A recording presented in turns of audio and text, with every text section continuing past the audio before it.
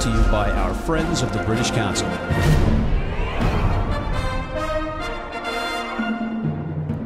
Hey everybody, welcome back to Rugby Wrap-Up. Matt McCarthy at the Fantasy Sports Network, Studio 34 in New York City on West 35th Street, and we have a great show for you today. We have Mr. George Hook calling in from Ireland. We have Jim Hamilton calling in from England, and we have Steve Lewis from the Pig and Whistle here in New York City. Gentlemen, welcome. Hi, Matt. Thank you. Steve Lewis is at the Pig and Whistle, and he's on remote, and I'm understanding that he is not able to partake in this in a technological sense from the guys downstairs in the booth. So we're just going to let Steve... What's that? Okay, so we're going to let Steve give his skinny on what's going on, guys. Hi, everybody. How you doing? Steve, go ahead. Okay, exciting weekend coming up. 3 games. First one, Friday night. France versus Italy at the Orange Velodrome in Marseille. Something of a departure for the French, taking the game to the provinces. France in kind of a free fall right now. 2 defeats, games they could have won. Some discipline issues. They had 8 players suspended by coach Jacques Brunel. So they are obviously he's taken a decision. He's going to lay down the law in terms of discipline, and those 8 guys are not playing against Italy. For Italy, this is an opportunity. Conor O'Shea will sense that. They actually played reasonably well, scored 3 tries against Ireland, though they were heavily beaten, and this may be an opportunity for Italy to get that W. However, I think the French will come good on the south coast, on the Mediterranean. Second game up is Ireland-Wales. This will be a humdinger. Ireland probably narrowly favoured. However, it looks like the initial selections for Wales see the return of 3 Lions. Liam Holmes is back, Bigger at fly half, and Halfpenny back at fullback. A little unfortunate on Prince Harry look-alike Rhys Patchell, but Bigger's a commanding player. Despite that firepower coming back to help the Welsh, I'm still going for a narrow Irish victory there. Then we get to the big one. Will it be Murrayfield magic, or will it be the Battle of Flodden Field in 1513 all over again? Scotland-England at Murrayfield. Selection issues for Scotland are: do they start Finn Russell? Who starts at 10? Who comes in at tight head? They've got Fagerson back and Nell back, both frontline tight head props, but haven't played a lot of rugby lately. And for me, the key questions are: A, can the Scottish set piece hold up? And B, can they play with the level of accuracy required to allow their sort of high tempo, fast, free-flowing game succeed? For England, probably still favoured. Farrell passed fit, I believe, this morning. And that Ford-Farrell access is really the key to their success.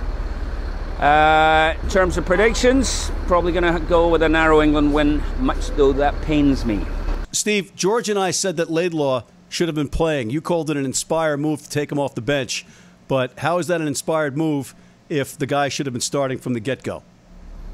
It's a reasonable point, and you can argue it. But what I would say to you was, at that time, prior to that game, Laidlaw was injured, remember. He hadn't played any rugby in the preceding 6 weeks. So for me, Price was the correct selection. And I think Townsend was a big enough coach and a good enough coach to realise he got it wrong. I got it wrong. He got it wrong. He made the right change during the game. I think they'll probably go start with Laidlaw at 9. And I think they'll start with Russell at 10. And I'm in favour of both of those. All right, Steve. So long, everybody. Thank you for that wisdom. You're going to be flogged by my colleagues here, I would imagine. But good luck to you. Thanks for calling in from the Pig and Whistle. We'll figure out those technological problems at some other time. Gentlemen, you just heard what Steve Lewis had to say. But before you continue, I want to make sure the folks at home know exactly who you are. Mr. Jim Hamilton, from the early days at the Barker's Butts RFC to the 1,000th man capped for Scotland, and professional stops at Saracens, Montpellier, Gloucester, Edinburgh, and Leicester. You've now transitioned very successfully to one of the hottest rugby pods out there with Andy Good and Andy Rowe. And you can be also heard on the Rugby Pod on rugbypass.com. And although Alex Corbacero is a considerably better rapper than you, I think you hold the title as world's tallest rapper. It's true. I'll take it. I'll take that. Yeah, but I think that was a nice introduction, as you can hear with my broad Scottish accent. But yeah, recently retired 6 months ago. I've transitioned into the real world, as they say. and I'm here talking to you from over the pond, like you mentioned, in the midst of an unbelievable Six Nations Championship. And we have Mr. George Hook calling in from Ireland. And for the folks at home that don't know this about George Hook, other than being a complete Renaissance man across the board in business and in rugby, Mr. Hook has coached at the London Irish, Connacht, and was the first ever coach for the U.S. national team at the first World Cup in 1987. Mr. Hook, welcome again. Yeah, Jim Hamilton is definitely transitioning to media. There's no question. To describe this as an unbelievable Six Nations Championship means that Jim is bought and paid for. Jim, for the folks at home, you do have an English accent as a Scotsman. Very true. My dad was in the military, so we travelled around. I not only travelled around as a player, but my dad, naturally being in the military, served in the Queen's Own Highlanders up in Scotland, and we travelled around Germany. I actually lived in Ireland. I lived in Northern Ireland, George, I'll have you know. So I have some Irish roots, and we ended up in a lovely place in the Midlands in Coventry, and that's where we settled. And I can put on a Scottish accent, but it wouldn't be authentic. That's quite good. Here we are, corporate. It's quite good, yeah. Well, we got this representing for you. This was usually for Steve Lewis, but since he's not here, we got this. Talking points. George, I know that we talked a little bit off camera about the promotion relegation thing. You want to touch upon that? Well, clearly, Italy were brought into the Six Nations Championship about 5 years too late.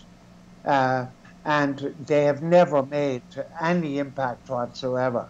Now, the problem with this is that they've got to organise the fixtures 5-6 years in advance. So clearly, promotion and relegation is very difficult to do. If you had it, and actually I don't think you should, but as we speak, Georgia are a better bet than Italy, and might honestly, depending on this weekend, be a better bet than France. Yeah, so the problem I see with that is that, and tell me if I'm wrong, guys, but the Six Nations is not a world rugby setup. It's independent of its own. So there's no way in blazes that they would allow any of those teams to be relegated, because it provides the province rugby teams or setups their bread and butter. No? Well, you've got to understand how World Rugby runs. World Rugby has always been, and effectively still is, run by the 8 major nations. And they're obvious, the 5 European nations plus South Africa, Australia, New Zealand.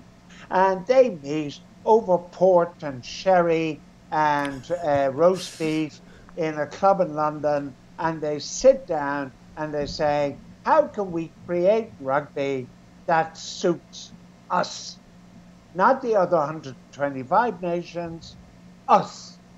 So if you have that attitude to the way the game is run, that's why you get the game we now have, where the emerging nations are hard done by, and we saw that famously when New Zealand got the Rugby World Cup, when it should have been Japan, and so on.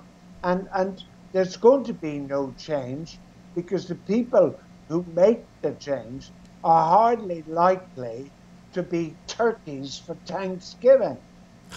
Jim, you have had a broad career. Scotland, you've played in the Pro 12, which is now the Pro 14. You played in the Premiership. Your last stop, if I'm not mistaken, was with Lord Wiles over at Saracens. What's your take on this whole promotion relegation kind of fodder around the Six Nations? Yeah, I'm in all favour of it, to be honest. And it's interesting to listen to George there. Everyone's talking about Georgia as potentially being that team that steps up into the Six Nations if there was a relegation. But let's not forget, it was actually Romania that beat Georgia in the Tier 2 Six Nations last season. So, you know, you've got Romania, you've got Georgia, you've got the likes of Russia coming through, Spain are doing fantastic.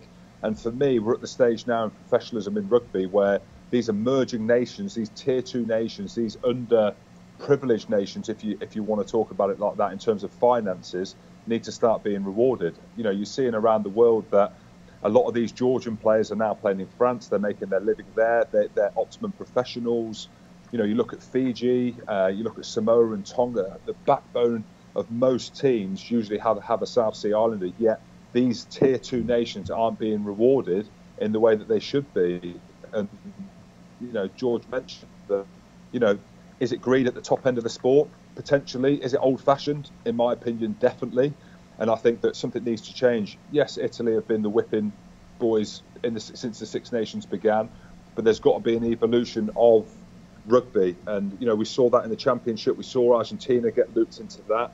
You know, I'd love to see a Pacific Islanders team potentially join that Championship, build some revenue there. But for me, Georgia and Romania, both them two teams, need an opportunity against tier 1 teams regularly if they're going to get better and better. All right, we're getting the nod from the producers downstairs that we have to take a quick break, but we'll come back and we'll talk specifically about the Six Nations upcoming matches and give our predictions. We'll be right back with Mr. George Hook and Mr. Jim Hamilton.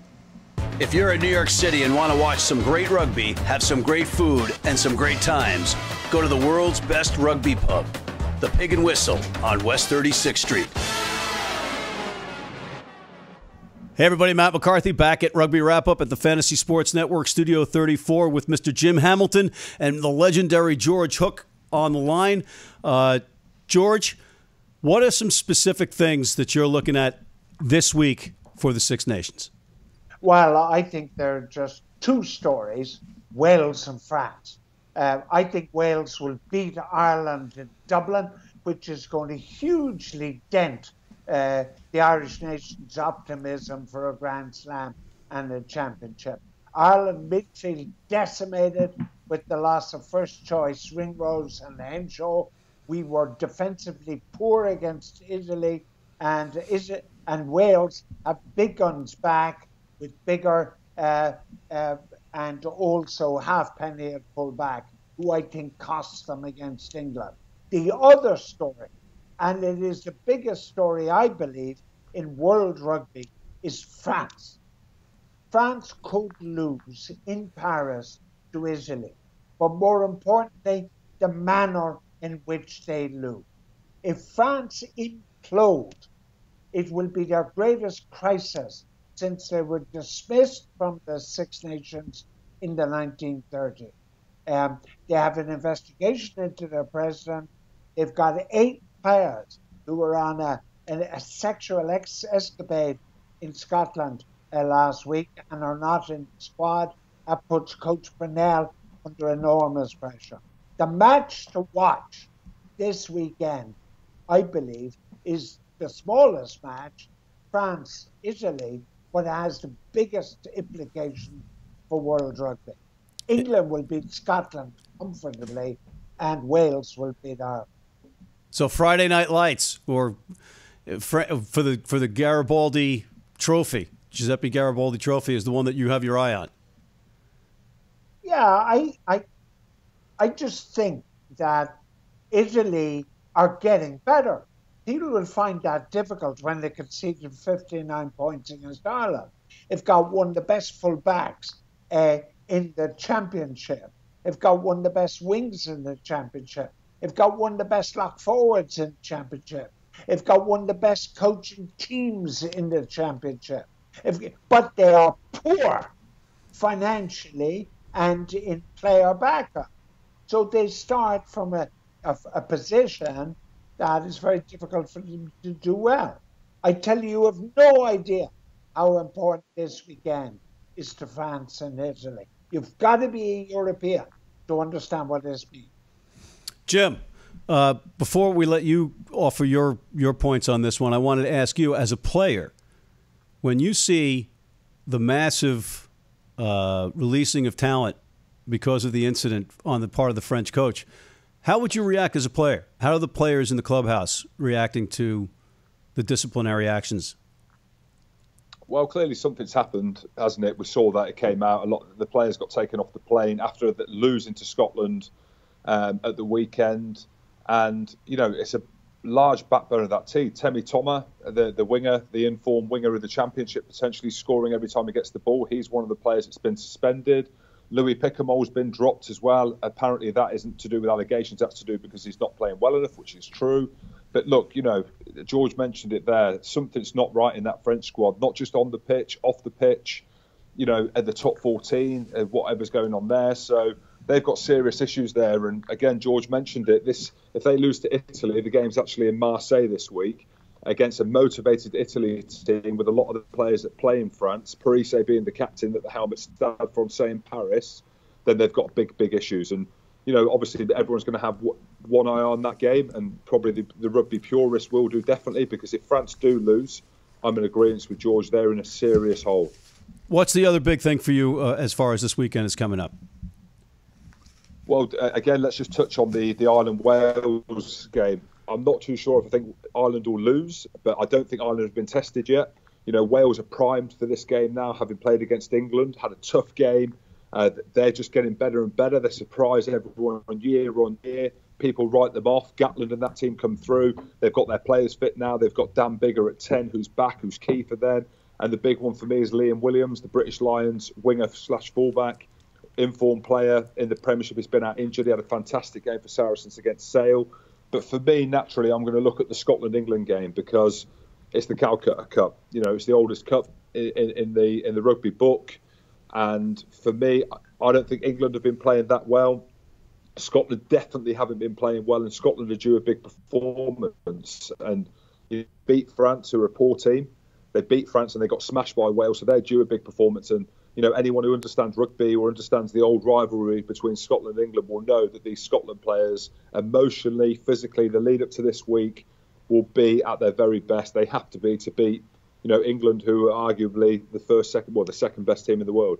Yeah, it's interesting that you said that on this program. Chris Cussiter had said his biggest thrill in rugby was beating England in the Calcutta Cup.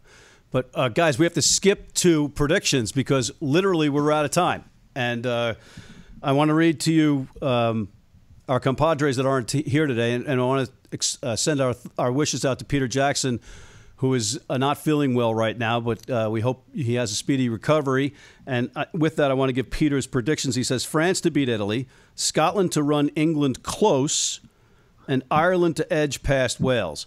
You've got Steve Lewis, the Scotsman, who is picking Ireland in a squeaker.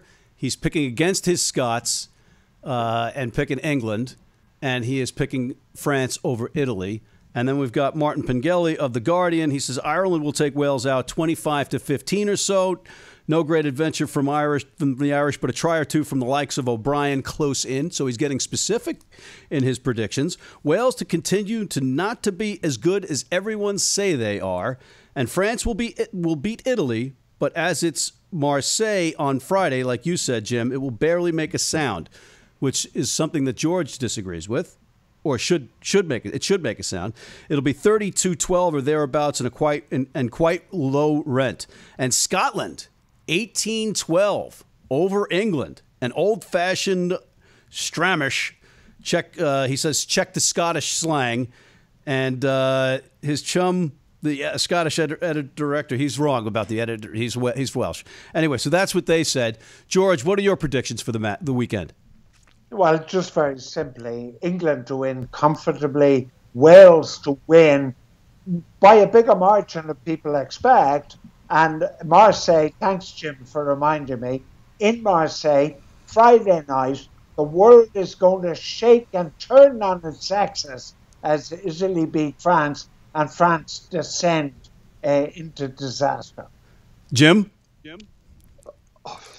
Look, the predictions this week, they're difficult, aren't they? They are, because... Oh, hold on one second. French, who knows what's going to happen? Jim, hold on one second.